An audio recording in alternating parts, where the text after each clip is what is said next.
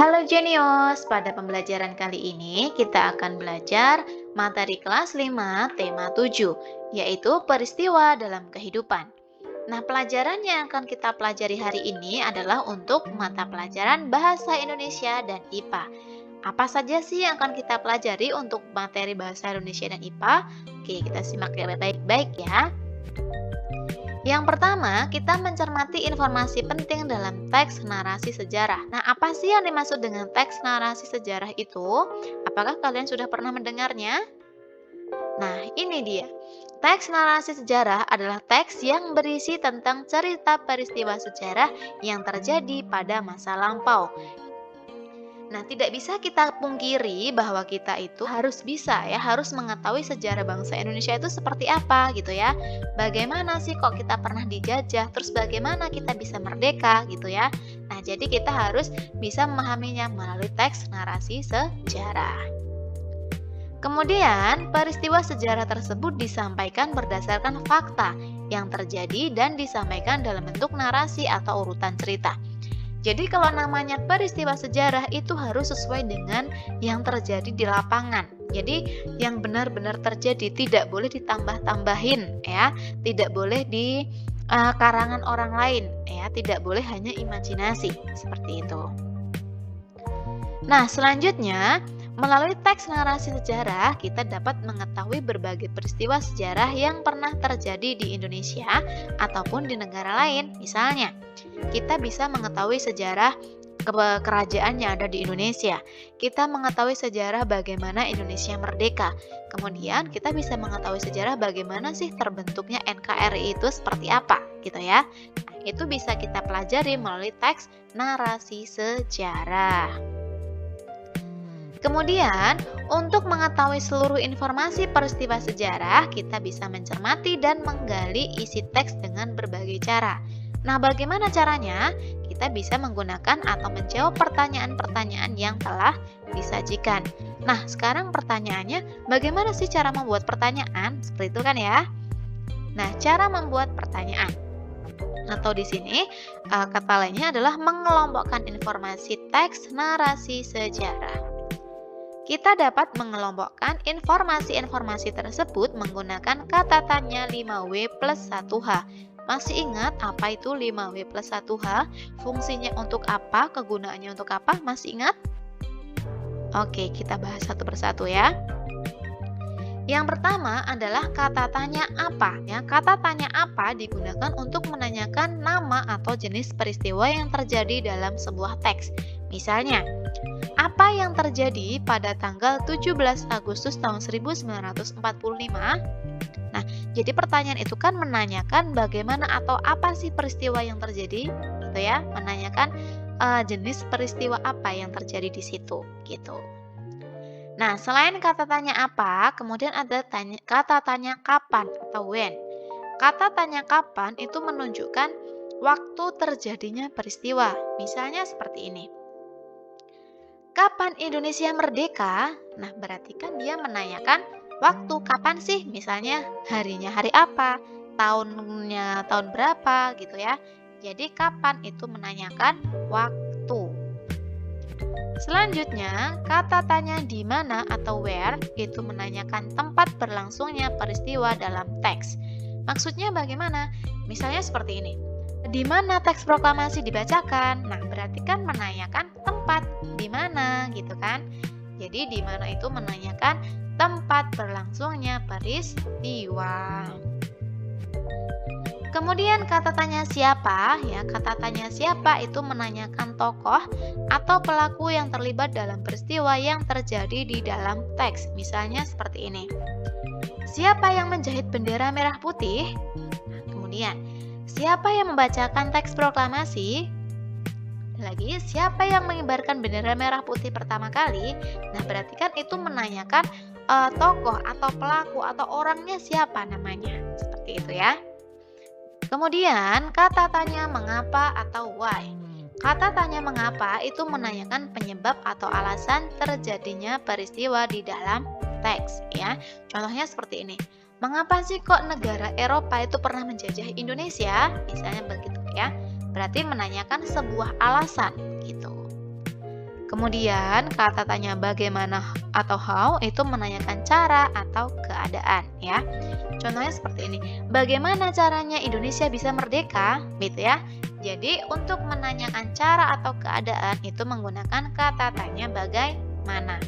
Jadi sudah bisa dipahami ya bahwa kata tanya yang biasa kita gunakan itu ada 6.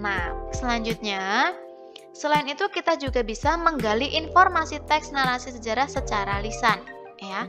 Secara lisan itu bagaimana? Berarti kalau yang namanya lisan berarti sesuai dengan pengucapan atau yang sesuai yang diucapkan seperti itu. Yang pertama, untuk menggali informasi dari teks lisan, kita perlu mendengarkan teks yang dibacakan dengan seksama. Jadi kalau teksnya secara lisan, kita tidak bisa membacanya. Karena apa? Karena teks lisan itu berupa dibacakan oleh orang lain. Jadi yang perlu kita lakukan adalah mendengarkan ya. Kita harus fokus dalam mendengarkan apa yang disampaikan oleh orang lain. Seperti itu. Kemudian, mencatat informasi penting dari teks seperti nama peristiwanya, kemudian tokohnya, kemudian tempatnya dan atau penyebab terjadinya peristiwa. Contohnya misalnya peristiwa kemerdekaan Indonesia. Tokohnya siapa yang berperan? Contohnya ada Insinyur Soekarno, Muhammad Hatta, kemudian ada Ibu Fatmawati, kemudian ada Latif Hendraningrat dan sebagainya. Itu adalah tokoh. Tokoh berarti pelaku yang ada di dalam sebuah cerita. Seperti itu.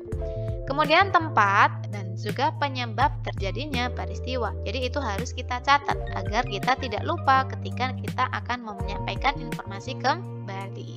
Selanjutnya, membuat pertanyaan teks narasi. Ya, bagaimana sih caranya? Kita dapat menggali informasi teks narasi sejarah dengan menggunakan pertanyaan yang berkaitan dengan isi teks tersebut. Nah, bagaimana cara kita membuat pertanyaan teks narasi? Yaitu dengan menggunakan 6 kata tanya tadi, ya ada 5W dan 1H. Apa saja tadi? Nah, ini ya. Ayo ingat kembali, kata tanya 5W 1H terdiri atas kata tanya apa, siapa, kapan, di mana, mengapa, dan bagaimana. Nah, itu adalah kata tanya yang sering kita gunakan dalam kehidupan sehari-hari. Selain kita mendengarkan, kita juga harus bisa menyampaikan kembali isi teks narasi. Bagaimana caranya? Nah, pada pembelajaran sebelumnya, kita telah belajar langkah-langkah untuk menjelaskan kembali isi teks narasi sejarah. Kemudian, kita harus menggali informasi penting dari teks dengan cara mengelompokkannya. Ya. Kemudian, mengelompokkan isi teks tersebut menggunakan kata tanya 5W plus 1H. Nah, sekarang kita akan belajar untuk pelajaran IPA. Apa saja sih yang akan kita pelajari untuk materi IPA ya? Kita akan belajar mengenai sifat-sifat benda padat, benda cair, dan benda gas. Tentunya kita dalam kehidupan sehari-hari itu tidak terlepas dari benda-benda ya, entah benda padat, benda cair, dan benda gas. Nah, di sini kita akan belajar mengenai wujud benda ya. Wujud benda berupa ciri-cirinya dan contoh-contohnya. Yang pertama, kita akan belajar mengenai benda padat. Ciri-ciri benda padat itu ada apa saja sih? Yang pertama, memiliki bentuk dan volume yang tetap dan tidak mengikuti bentuk dan wadahnya. Jadi bentuknya benda padat itu ya tetap gitu ya. Dia tidak tergantung bentuk atau wadahnya. Nah, kemudian selain itu zat penyusunnya itu sangat rapat ya, dan gaya tarik zat penyusunnya sangat kuat. Nah, contohnya apa dari benda padat itu? Contoh benda padat antara lain pensil, kemudian penggaris, penghapus, dan kerikil. Itu adalah contoh dari benda padat. Kemudian benda cair ya. Benda cair ciri-cirinya bagaimana? Yang pertama, memiliki bentuk yang berubah-ubah sesuai bentuk wadahnya. Kemudian mengalir dari tempat yang tinggi menuju tempat yang rendah. Lalu menekan ke segala arah dan dapat meresap melalui celah-celah kecil. Nah, contohnya apa dari zat cair ini ya? Contohnya adalah air, kemudian sirup, susu, dan juga minyak. Nah, selain benda padat, benda cair dan selain benda padat dan benda cair, ada lagi benda gas. Apa sih ciri-cirinya benda gas itu? Ciri-ciri benda gas yang pertama memiliki bentuk yang tidak tetap, ya. Kemudian mengisi seluruh ruang yang ditempatinya, serta menekan ke segala arah, bentuknya sesuai wadah, serta zat penyusunnya sangat berjauhan. Nah, contohnya apa dari benda gas ini? Ya, contohnya ada oksigen, kemudian ada uap air, ada aroma masakan, dan pewangi. Nah, ini sering kita jumpai ya. Kita sering menghirup aroma masakan, kemudian aroma pewangi atau parfum. Ya, itu adalah salah satu contoh dari benda gas seperti itu. Nah, jadi antara benda padat, benda cair, dan benda gas itu memiliki ciri-ciri yang berbeda serta contoh yang berbeda pula, seperti itu ya. Nah, ini adalah contoh benda. Yang pertama, benda padat.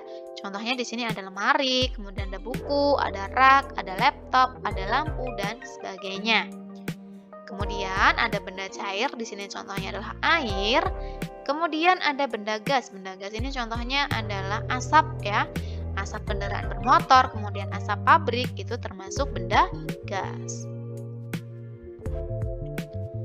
Nah, selain itu, ini dia ya, ada gambar. Nah, gelas adalah benda padat. Air di dalamnya adalah benda cair. Bentuk air mengikuti bentuk wadah yang ditempatinya. Jadi, kita ingat lagi ya, kalau sifat dari benda cair itu bentuknya mengikuti bentuk wadahnya. Contohnya ketika air dimasukkan ke dalam gelas, maka bentuknya air juga seperti gelas. Contoh lain lagi, misalnya air dimasukkan ke dalam botol, maka bentuknya juga akan seperti botol gitu ya. Jadi mengikuti bentuk dari wadahnya.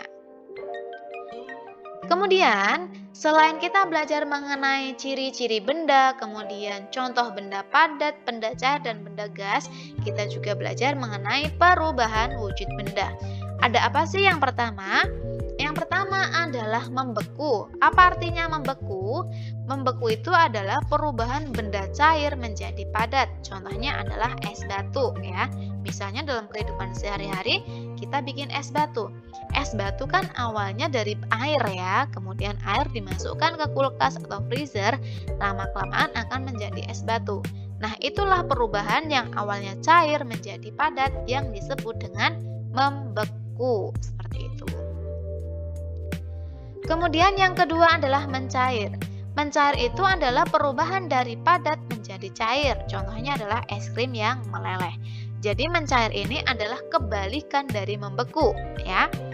Kalau mencair dari padat menjadi cair. Contoh lain selain es krim yang meleleh adalah lilin ya. Kita semua tahu ya bahwa lilin itu awalnya benda padat, ketika dia dipanaskan atau ketika dibakar dia akan meleleh dan berubah menjadi benda cair seperti itu.